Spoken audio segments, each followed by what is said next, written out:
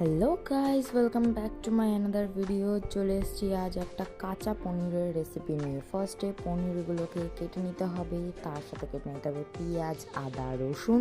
তারপরে গ্যাসের মধ্যে চাপিয়ে দিতে হবে কড়াই গরম হয়ে গেলে দিয়ে দিতে হবে বাদামটা একটু নাড়াচাড়া করে নামিয়ে দিয়ে দিতে হবে তেল, তাতে দিয়ে দিতে হবে পেঁয়াজ, রসুন, সেটা একটু ভালো করে লাল লাল হওয়া পর্যন্ত নাড়াচাড়া করে নিতে হবে। তারপর পেস্ট করার জন্য নিয়ে নিতে হবে আদা আর সেই গরম করে রাখা বাদাম।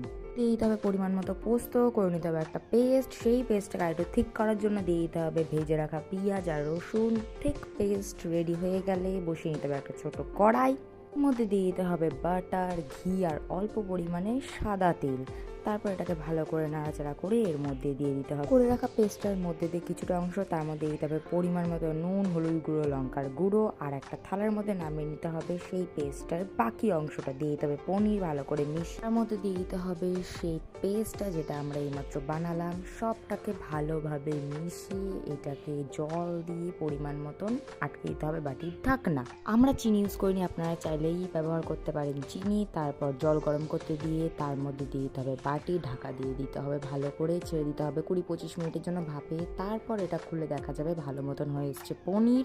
পরে সুন্দর করে লঙ্কা দিয়ে ডেকোরেট করে সার্ভ করে দিন সবাই। দেখা হবে নেক্সট ভিডিওতে। টাটা।